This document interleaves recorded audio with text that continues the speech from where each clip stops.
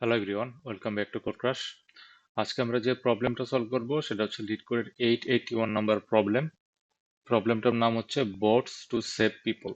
এখানে যেটা বলছে, you are given an array people where people i is the weight of ith person. তো আমাদের একটা পিপল অ্যারে দেওয়া আছে, সেই পিপল অ্যারে এর ith পিপল মানে পিপল আই মানে হচ্ছে ith পারসনের হচ্ছে weight, and an infinite number of boats where each boat can carry a maximum weight of limit.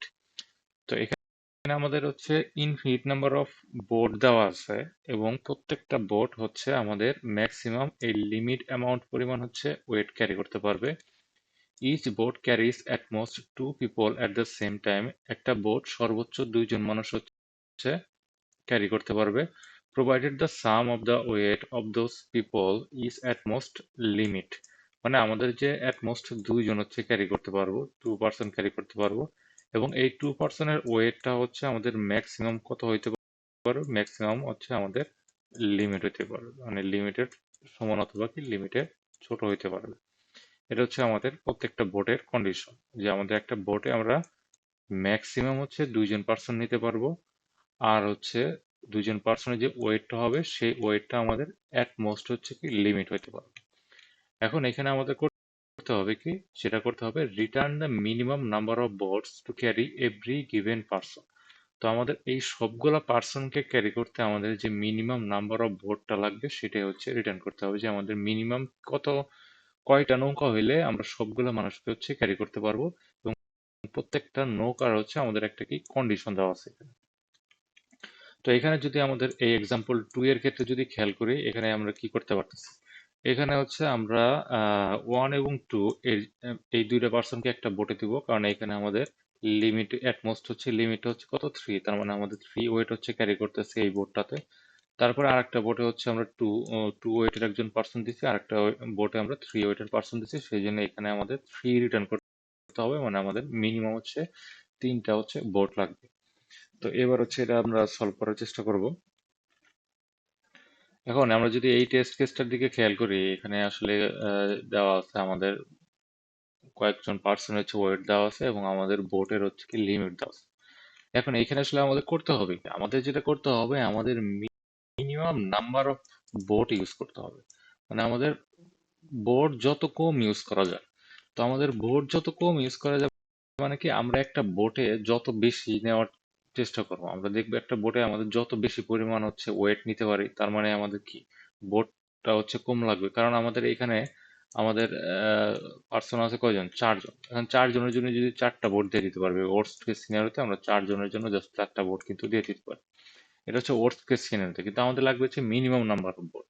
তো আমরা হচ্ছে মানে লজিক্যালি জিনিসটা যদি এরকম ভাবে চিন্তা করি, যে মিনিমাম নাম্বার অফ বোট লাগবে, মানে কি আমরা একটা বোটের ভিতরে যত বেশি আমরা হচ্ছে ওয়েট নিতে পারি, এবং সেই যত বেশি বলতে কি আমরা এই লিমিটটার ভিতরে থাকতে হবে, এমন না যে যত বেশি বলতে আমরা এই লিমিট ক্রস করতে পারবো। এখানে আমাদের লিমিট দেওয়া আছে 6, এই 6 লিমিটের ভিতরে আমরা যত বেশি হচ্ছে আমাদের ওয়েট ক্যারি করতে পারবো, তত বেশি হচ্ছে আমরা একটা নৌকাতে নেওয়ার চেষ্টা করবো।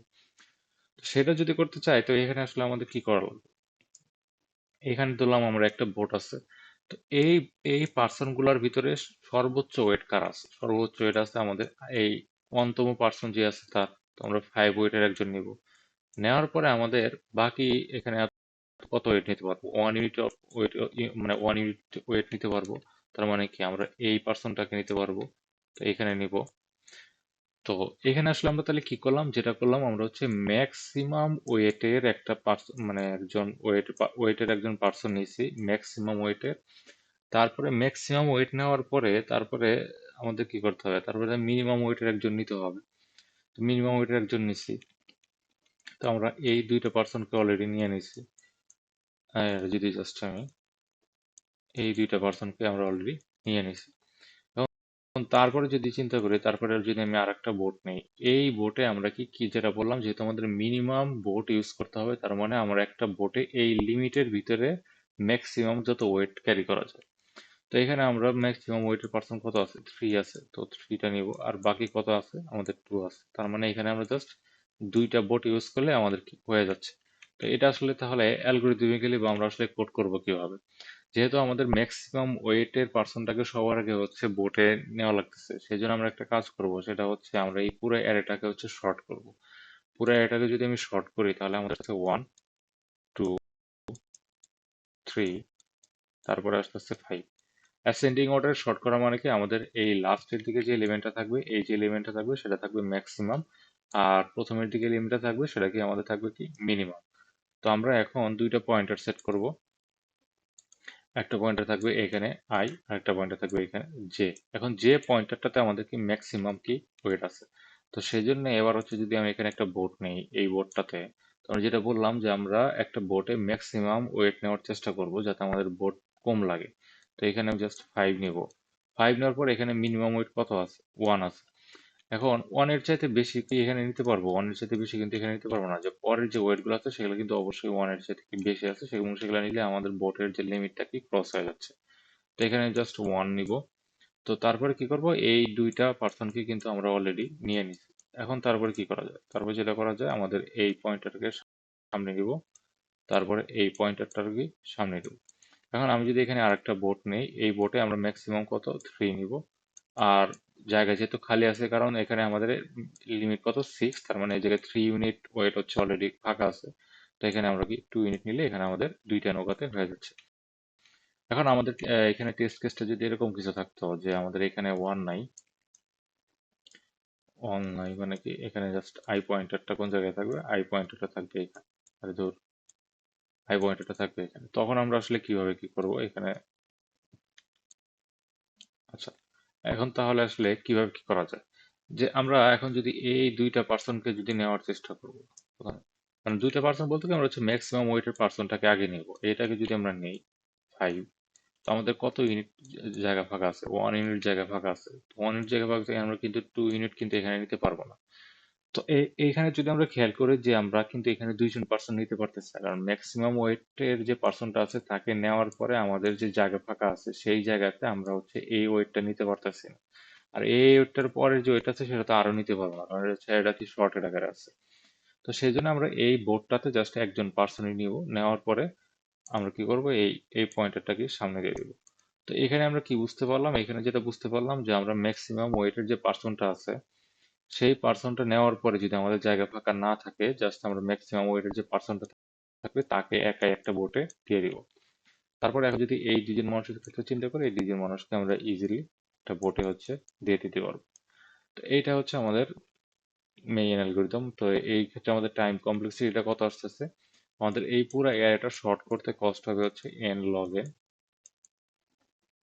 আর আমাদের ওই দুইটা পয়েন্টার সেট করার মাধ্যমে আমরা পুরো অ্যারেটা একবার ভিজিট করতে চাই, সেই জন্য আমাদের কষ্ট হবে হচ্ছে বিগ অফ এন।